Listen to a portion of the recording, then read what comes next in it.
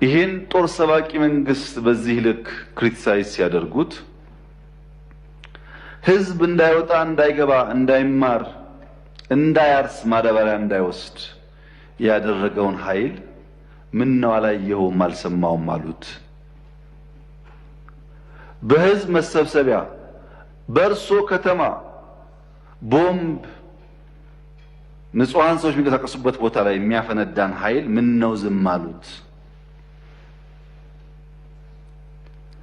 ሽማግሌ ላስታርቅ ብሎ ሲሄድ ቄሶች፣ አሮጊቶች በእንብርክክ የሚያስኬደውን ከኢትዮጵያ ባህል ውጭ የሚገለውን ኃይል ምን ነው አላቅህም አሉት።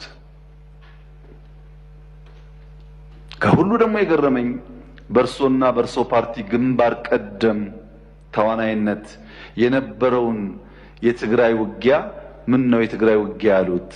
አዝማች አልነበሩ እንደ እርሶ? እነዚህ ሳቢዎች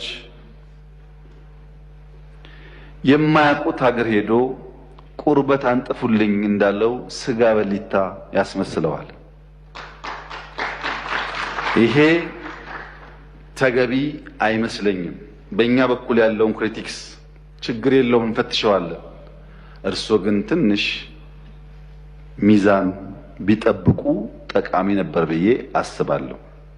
ምክንያቱም ለሰላም ምን ያክል ጥሪ እንዳደረግን በዚህ ቤት ጭምር ስለሚያውቁ።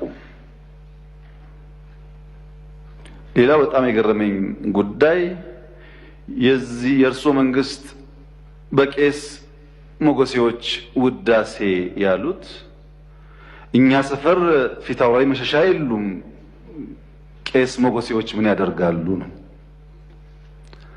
ቄስ ሞገሴ ፊት አውራሪ መሸሻ በሌሉበት ህልውና እንደሌላቸው ስለሚታወቅ ባይሆን እኛ ጉዱ ካሳዎች ብንባል ያምር ይሆናል እንጂ ቤት በኩል ነው ቄስ ሞገሴዎች እኛ ሰፈር የሚታዩት። ምክንያቱም እኛ ትናንትናን ናፋቂዎች፣ ትናንትናን ለማጽናት የምንሸረግድ ሰዎች ሳንሆን ነገን ለልጆቻችን ለመስራት መጋፈጥ የማይጋባንን ጉዳዮች የምንጋፈጥ ለውጥ ፈላጊዎች ነን።